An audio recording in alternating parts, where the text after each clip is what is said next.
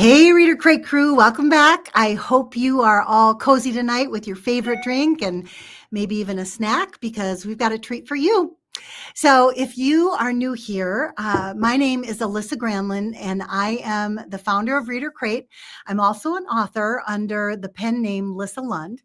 So I love books and reading and bookish things, and I have a special place in my heart for my fellow indie authors because with so many books coming out each day, it's really hard to be seen, which is why I created Reader Crate, because it gives me a chance to share my love of books, showcase other authors, showcase my books, and also shop, which I love to do. So before we dive into another author chat, just a quick reminder that the next Reader Crate, our January Mystery in the Making box, is almost sold out. This crate is full of cozy surprises, including signed books. There are some exclusive author goodies, and then there's something special from one of our featured authors. Hint, it's a hardcover with some sprayed edges that you don't normally see in the cozy mystery world. So that's going to be really fun. If you haven't grabbed your cozy crime crate from Reader Crate yet, this is your sign. You deserve a little bookish treat to kick off the new year. So go to readercrate.com after the live, or you could open a tab right now if you're real good at multitasking. Orders are going to close tomorrow at midnight or when we sell out, whichever comes first. So you're not going to want to miss this one. Mystery in the Making. It's going to be really fun. And then don't forget that our 12 days of Christmas giveaways are in full swing. If you are on the email list, you're automatically entered. And if not, you can still join. You can also join that at readercrate.com. There is a place to subscribe under the freebie tab. So you'll see join Reader Crate newsletter, and that's how you get into the 12 days of giveaways. And we have one more day. So tomorrow at 4 p.m. Central Time, join us live here because I'll be drawing winners from the live audience. I'll be drawing winners from the mailing list too, but I'm also going to draw a couple winners from our live audience just because there's been a big group of people that have been on every single day, and I want to make sure and reward the people who show up and spend time with me too. All right, so now for the fun part. I am so excited to introduce you to our guest tonight, one of the most prolific and talented mystery writers out there. Please, everybody, welcome PD Workman. Yay! Thank you. What a great intro. Welcome. Glad to be here too. Yeah, it's so great to see you. So I'll just tell a little bit about you. So PD writes everything from cozy culinary mysteries, right, to suspense, YA, which is young adult, and psychological thrillers. And she is a USA Today bestselling award-winning author with over 100 published books. Is that right? Yep, got 135 right now. Wow. Oh my gosh, that's crazy. And her cozy mystery series, Auntie Clem's Bakery, starting with gluten-free murder, brings pets and baking and small town charm and murder by muffin, right? So, Yeah. and I have a paranormal. I also have a paranormal cozy series as well. So I also have the Reg Rawlins Psychic Investigator series. Oh, what's that one called? Reg Rawlins Psychic Investigator. Okay. And so there's witches and psychics and elves and pixies and dwarves that sell stuff on Etsy and everything there. So that's my Go Wild series where anything could happen. Right, anything goes. That's great. I have one of those too, and it's so much fun. It's so. Although last night I was at my book club and they had read my book and we were talking and they're like, how do you know so much about this stuff? Like the witchcraft. Yeah, I said, I'm not a witch. It's just fun. It's just fun to, right? It's just fun to. Yeah, it is. It's great. Yeah. And to do research, and go in and research the witchcraft or the fables or fairy tales or whatever, and how, dragons in all cultures around the world and all that kind of thing. It's a lot of fun. It's really fun. Well, I'll check that one out. I'll check it out next. So, okay. So you've written 135? 135 published. Yeah. Published. Wow. Okay. Across multiple genres. So when did you first realize that you wanted to be a full-time novelist, and kind of tell us a little bit about your story about how you got started? Oh, okay. So I've always written and always wanted to write books. You know, my mom has little construction paper stapled together books that I full of scribbles before I could even read or write, that I was writing these little books before I could even read. So, you know, 3 or 4 years old or whatever. And I wrote my first novel when I was 12. And that was my third attempt at a full-length novel. So I did that. And then I just was writing for myself, for my own entertainment. And, you know, when I got married and that kind of thing, I said, you know, after I die, people can publish my books. I don't want to do this. I'm just writing for myself. And then, oh, you know, 2012, 2013 roll around, and I had written some stuff that I kind of wanted to share with the world, and I was thinking, you know, this would be a good place to start if I want to start publishing. And I had read a few books about publishing and the whole process and that kind of thing. Um, my boss, I was a legal assistant at the time, said that, you know, his plan was to retire in 5 years. And I'd worked for him for 25 years at that point.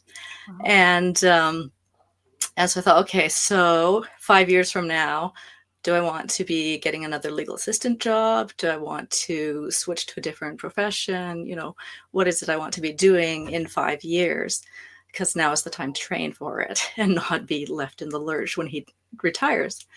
And I had been thinking about publishing. Thought, well, you know, I have no idea how much money I can make with publishing, if it's going to bring anything in, if it's going to be a part-time income, if it could be a full-time income. And I've got 5 years, so why don't I publish for 5 years and see what happens? And so I went full-time at 7 years. He didn't retire in 5 years. He took a couple more years to retire.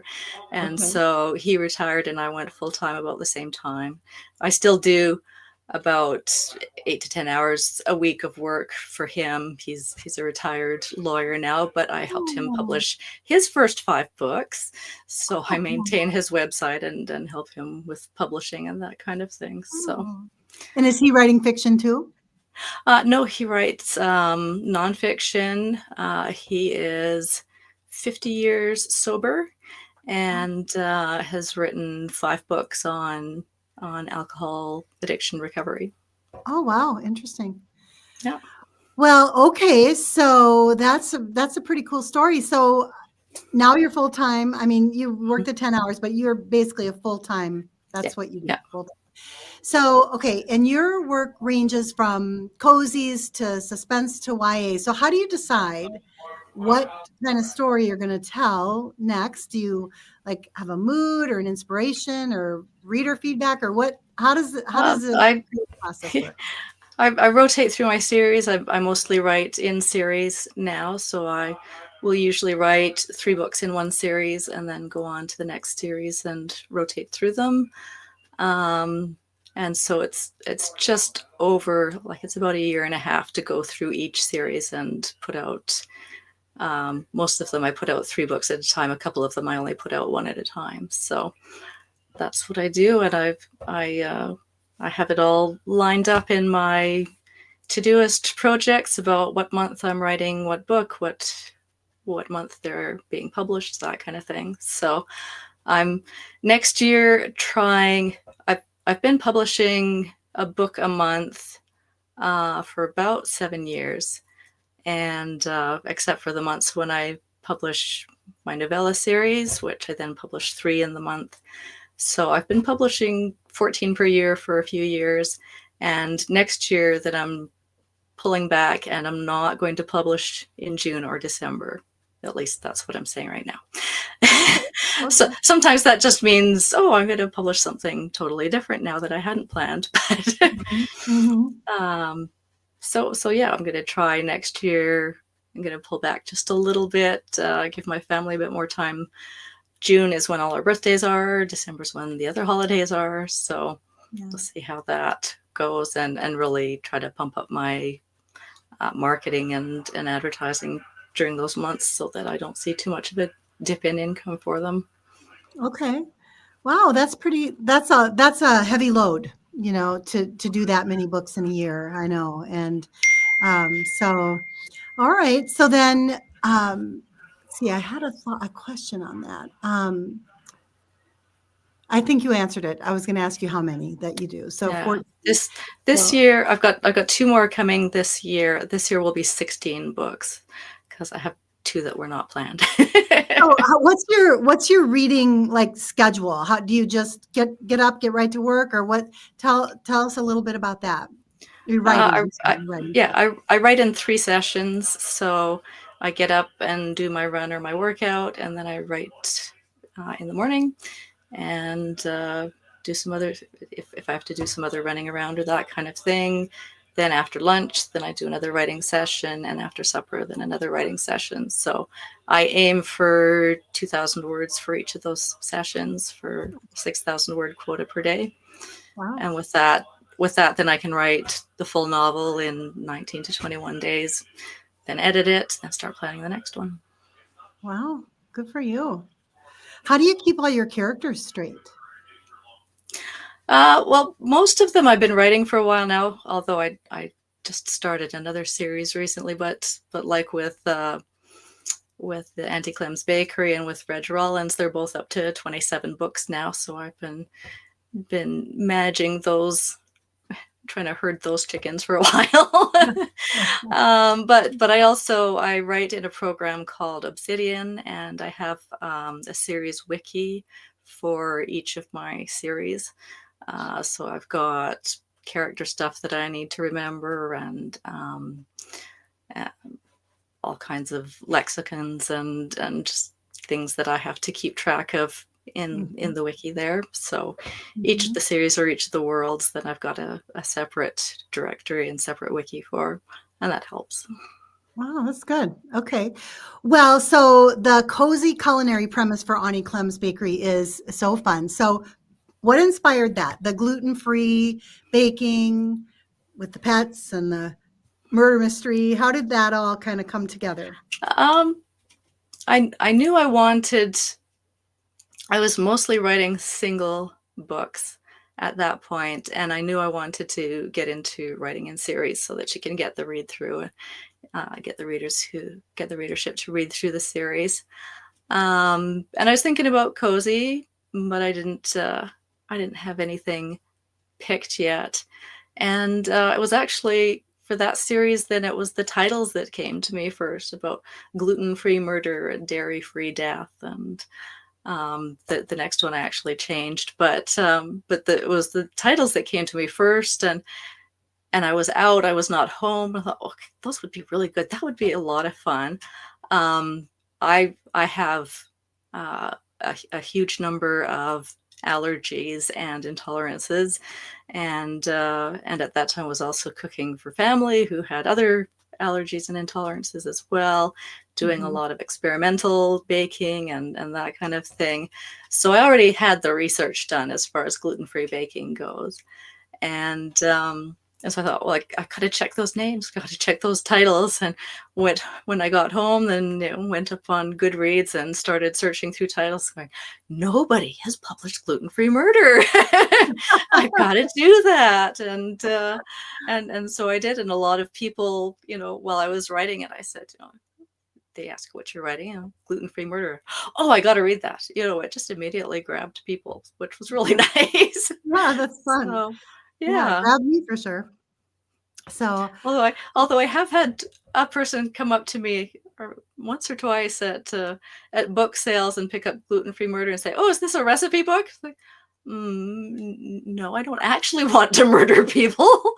Here's how you do it gluten-free, huh? That's right.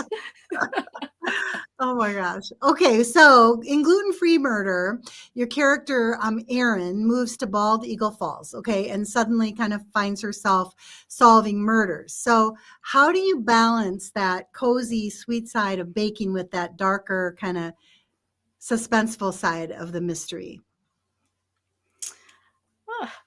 That's hard to say. I think we all have, two different sides, and we all and one thing that we're looking for when we're escaping into a book is to dig deep into something else, to escape into somebody else's problems.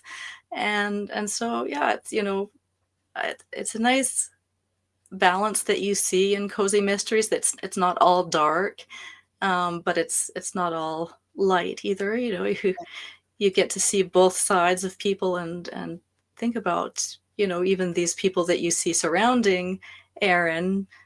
Some of them come off as sharp, but they're actually sweet inside, and some of them seem perfectly friendly and normal, and have deep dark secrets. So Mhm. it's kind of fun. Yeah, kind of like other people around us, right? So, Yeah, yeah. You never yeah. know what's going on in people's heads. Now, what did you base how did you come up with your setting for the town of Bald Eagle Falls? Is that based on a real place? Um, the the town itself is not. Of course, the area is. I wanted something that was a small town, fairly rural, and it had to be Bible Belt. So that kind of narrowed down where it was going to be. Got out the maps and searched for just the right place. So yeah, it was um, a good amount of the plot of the first book uh, revolves around them being on the Bible Belt, because Erin is an atheist, and here she is stuck in this town with all the Baptist ladies who would like to convert her, I guess. But she comes from, she's a fish out of water. She comes from a totally different environment, even though she lived in Bald Eagle Falls for a little while as a child. But she has been raised in a completely different environment, and has to suddenly learn how to get along in Tennessee and the Bible Belt in a tiny town, and with all these murders going on. So, have you traveled to Tennessee and the Bible Belt to kind of do some Only research? virtually, yeah. No, only on Virtually, the okay. computer. Okay. Have you lived in a small town? Um, I was born in a small town. It was a boom town, so it was small when I was born, but larger when I left. Okay. But I've been in Calgary since I was 7, so those go a little ways. That's a little ways back. But we have a lot of family and friends that are in small towns too, so you get some exposure that way as well. Mhm. Yeah, that's good. So let's see here. Do you consider yourself, I think you're more of a planner rather than a plotter. I mean, more of a plotter than a pantser, right? You kind of, Well, I do a lot of planning, but actually for the first 30 years almost that I wrote was completely pantsed. okay. I didn't start learning how to plot and work from an outline um, until just before I started publishing. Um, the first the first book that I published was one of the first ones that I had actually plotted out. So, but Okay. and it's loosely plotted, um, and I rarely know how it's going to end. So I loosely plot the first 2 acts, and I'll be surprised by how everything comes together in the final act. So yeah, very much in the middle there, where I do planning. I pretty much plan everything now. There's a few in the past 10 years that I have still pantsed, but most of the last 10 to 15 years, then I have planned at least partially. Okay. So have you found there's an activity you do that helps you to come up with ideas, fresh ideas, new ideas? Like, does this happen on your runs in the morning, or when do Yeah, you get? sometimes it's when I'm out running or walking or that kind of thing. Sometimes, as I read stuff in the news or on the internet or whatever, and see interesting plots or ideas, then I have a story clip file that I save those to. As since I'm writing in series, then a lot of times it's momentum or an open loop from a previous book. As I'm writing the books, I try to mark my open loops so that I know stuff that needs to continue on in a later book. And sometimes it may be 5 books later before I pick it up again. But whenever I'm starting a new book, then I start out with a mind map, usually the character in the middle and their relationships and kind of where I left everybody in the last book, and then start looking at, I search for my open loops and look at that and start throwing together what are some of the conflicts and ideas and stuff. And eventually something starts to gel in the mind map there, so that I get enough where I go, okay, that's where I'm going with this. This is the plot that I'm going to follow for that particular book. And then generally I switch between outline and Kanban, which you can switch between in Obsidian. So, I'll start outlining it out and I'll put it into a Kanban where you can move the cards between the lanes and that kind of thing. And like I said, it's loosely plotted, so stuff gets moved around all the time and added in and taken out as I'm actually doing the writing. So that's good. So then do you do all of your formatting of your books and everything yourself too? Or do you, okay. Yeah, I do the covers, I do the formats. Okay. Yeah, I do all of the writing in Obsidian, and then the formatting in Vellum. Oh yeah, that's what I used to. Okay, yeah. I was just curious if I had too many programs here. So yeah, no, I was for the first little while, when I started writing for publication, then I was using Scrivener. I think I used Scrivener for 6 or 7 years. But I was ending up with a good amount of file corruption and it not translating from version 2 to version 3 and sitting and taking 30 minutes to open a file and that kind of thing. So I needed to go to something else. I was using Scrivener for my formatting as well. And so then when I switched to Vellum, then that freed me up to look for other programs that how I wanted to write, what program I wanted to write in. So I still use Scrivener for formatting my large print books because Vellum doesn't do the large print formatting that I want. But other than that, then everything is Obsidian and Vellum. Good. Although I had another project, one of my unplanned projects this year that it needed both children and adult sections in it. So I needed large print in some sections and smaller print in other sections. And so I tried out Affinity for that just a couple months ago, and that worked out really nicely too. Good. Well, we've got a question here, and I guess anybody who's listening in, if you do have some questions, you can go ahead and put them in the chat. But Maria's asking, what's your favorite type of mystery to write? Oh, I like going through different kinds, One of the reasons that it's nice having, 10 different series is that you get tired of one kind and you can switch to another one. And I'm always excited to switch to the next series. And then, after 3 months, then I'm happy to move to the next one again. So, yeah, I really like the medical thriller, but it also takes a lot of work to do all the research and make sure that it's all right. It's a medical examiner series, so to get all of the autopsy details correct and that kind of thing. So how do you do that? It's pretty heavy. How do you do that research for something like that? Are you talking to medical examiners? Are you just researching it yourself, or how do you get that? Yeah, mostly online research. You can look up medical studies and handbooks and directions and all of that kind of thing to sort all of that out. I have gone to a couple of webinars with medical examiners as well. And then I've got a few Facebook groups that are helpful as well. There's the trauma fiction group that can help with some of the medical issues if I need to sort something out, and a couple of police one and a legal fiction one for other stuff where, the medical examiner has to interface with the police and you have to get the procedures right and the evidence at the scene and all of that kind of thing right. So I can ask questions in those groups as well.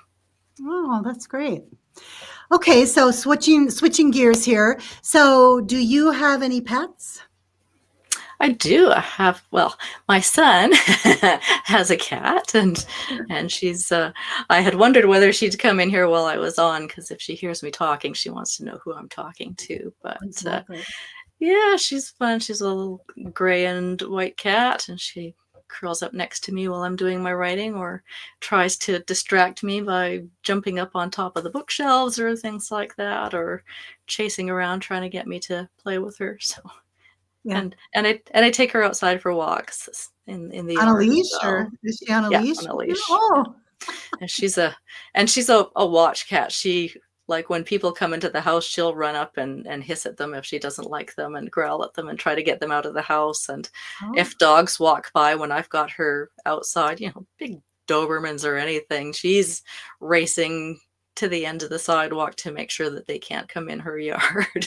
oh my gosh. She's quite fierce. What's her name? What's her name? Q-Tip. Q-Tip. And is she Q-Tip. in any of your books? Has her character shown up anywhere? A number of her characteristics show up in the books. I've got three characters that have cats, so yeah, some of her personality shows up there sometimes. She's very intelligent. My mom says she runs the house, and she really does. But she'll, I talk to her, and she'll follow instructions, but she'll also talk back and say no to us, and that kind of thing. She'll come up if my husband tells her no for something, then she'll come and talk to me about it, and meow to complain to me that he's told her no about something. Right. Yeah, that's how I feel too. He's not listening to me. Yeah, exactly. Yeah. You need to come downstairs now because he won't feed me. He said I can't eat his Cheetos. Exactly. We know exactly what they're thinking. So how about your writing ritual? Now, I know it sounds like you're real structured, which is great. You do it 3 times a day, but do you play music in the background? Do you have a certain kind of snack? Is there any kind of particular routine that you play to help you kind of get grounded to be able to get started? Or yeah, what I usually do in the morning is I'll do summaries of the chapters that I wrote the previous day, so that kind of gets me through reviewing where I was. I use a Rocket book to handwrite notes, so I'll often, at the beginning of the day, then I'll just kind of sketch out the scenes that I'm going to be working on that day, and start to pull stuff together, so I've got a better idea of what I'm writing. Music depends on how noisy it is around here. If I need to cover up noises, then I'll put the music on. Or if things are too quiet, then I'll put the music on. So it just depends. Sometimes it's silent and sometimes it's with music. I try not to snack and have my water. I try to make sure I drink enough water. Sometimes I do timed sprints, especially if I find that I'm tired or starting to doze through my writing or that kind of thing. Do sprints. I've got a couple of accountability groups that I chat with in between scenes sometimes. So yeah, that's good. Well, I know you tackle a variety of themes like mental health and trauma and youth-centered issues alongside your mysteries and cozy vibes and stuff. So how do you approach writing about those subjects, while still kind of giving readers a way to escape? How do you do that? I write a lot of that type of thing, and social justice, and addiction and abuse and all of that kind of thing. And it's a lot of the reason that I write it's that those things speak to me so deeply that I have to tell their stories. And I can't do that in just a few words. It's, it takes me 80,000 or 100,000 words to tell the stories of people who are marginalized and misunderstood and that kind of thing. And so, yeah, most of my protagonists tend to be foster kids, and you'll see a lot of those issues in there. But yeah, I want people to feel and to be educated while they're entertained. But then keeping it light, I guess, just you know uh, writing about relationships first of all. So there's a lot of themes about friendship and family and found family in my books as well, that despite the challenges that these characters are facing, there are also some people around them, and sometimes animals or that kind of thing as well, that they connect with, that can help them over the bumps and that kind of thing. And then, and there's some humor and there's some fantasy and that kind of thing as well. So those things help to balance it out a little bit. But I think a lot of it is that community, that found family. These are the people who, despite everything I've gone to, these are the people who are still at my side, supporting me. So I think that really helps to balance it out. And does reader feedback or engagement ever change your plans for your characters or for your story arcs at all? Not really, as far as arcs and where they're going and that kind of thing. I have had to continue series or things like that. I've had to write more because they're not done. They want the rest. One of my young adult series, Between the Cracks, I wrote 3 books and I was done. But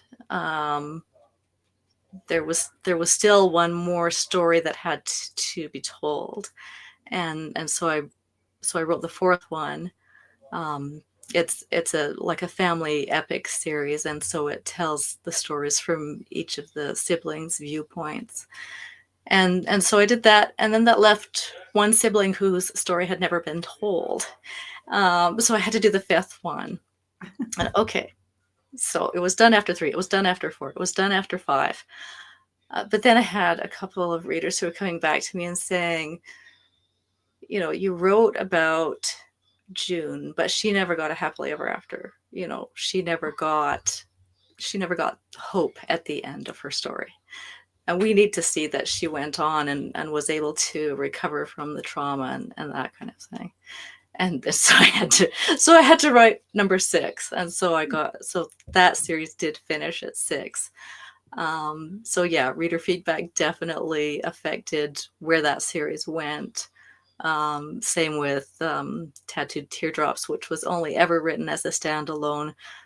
Ended up 4 books long because they just wanted more, I thought, and kept asking for more after the first one. I thought, okay, well, I'm just gonna start writing book 2 with no plan and see where it goes. Well, that one had to be split into 2 books because there was just so much that flooded in once I started writing the 2nd book. So that ended up as 3 books, but there was still one kind of final place I wanted to take it in the end. So it ended up a 4-book series. So yeah, I mean, reader feedback definitely, it helps me. I know there are writers who, when they hear things from readers saying, "Oh, why don't you write about this?" or "Why don't you write about that?"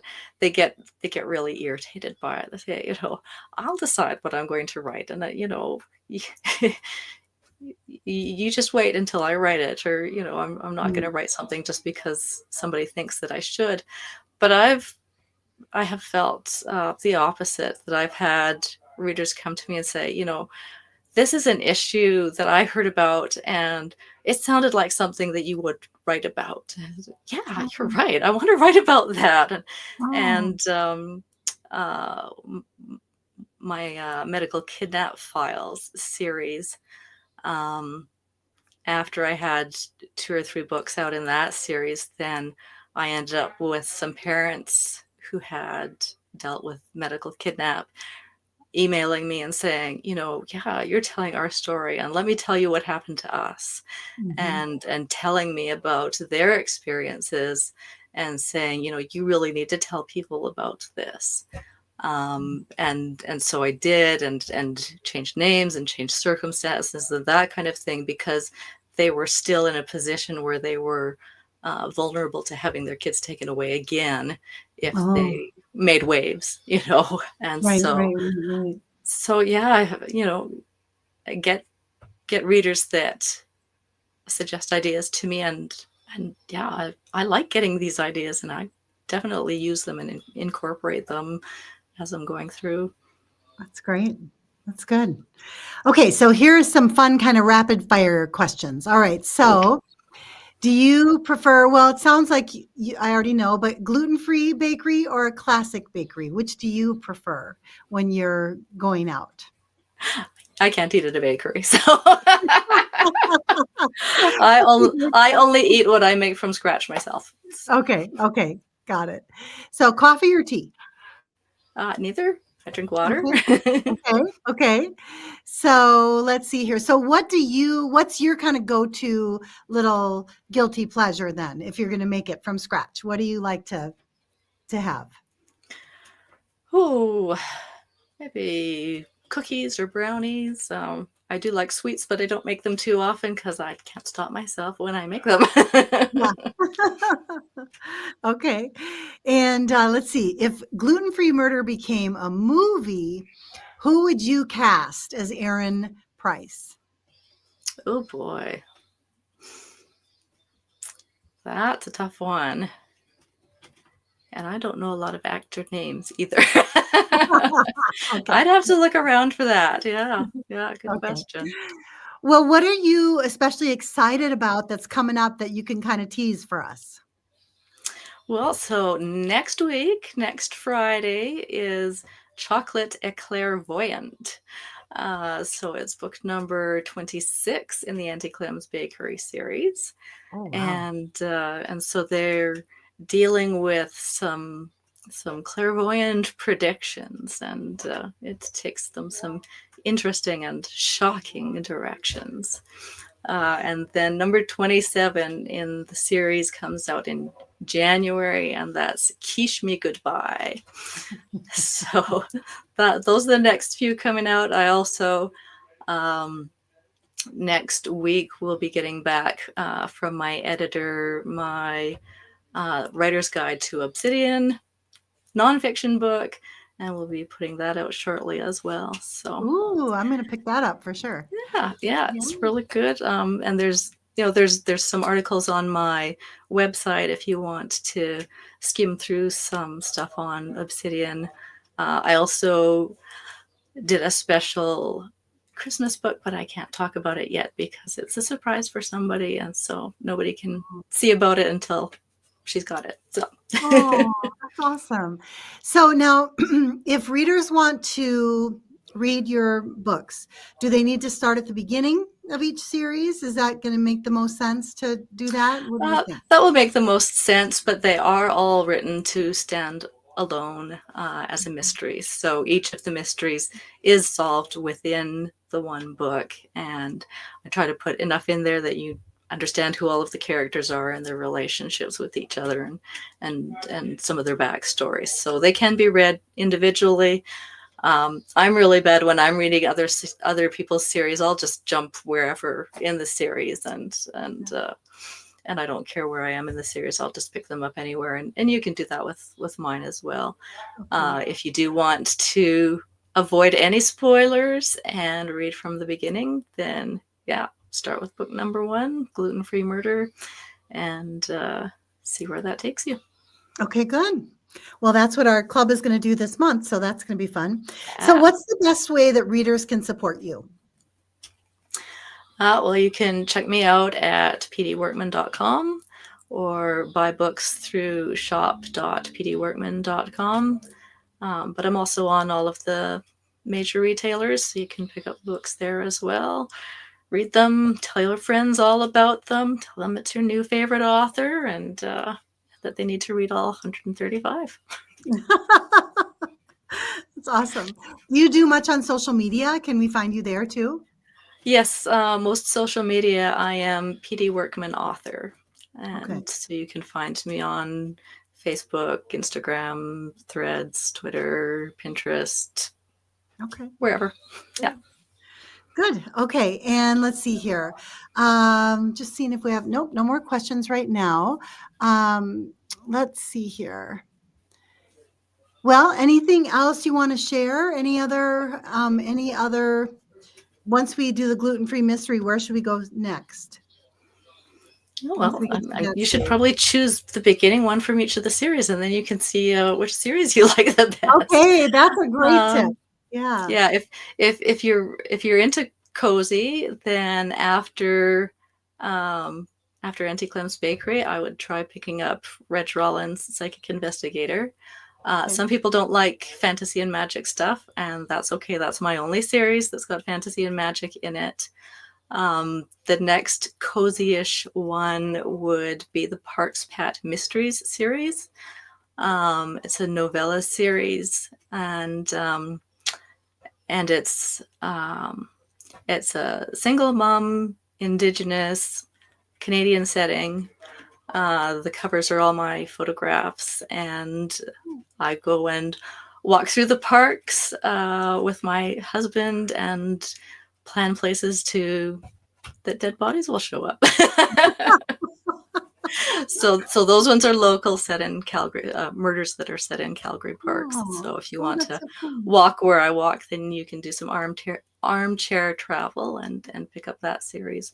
And they're nice, quick reads. Great. So I can't wait to share that with my friend in Calgary. I got to tell her about that. So absolutely. There's 12 or 15. There's 12 out in the series right now, and 3 more. And what's that one called?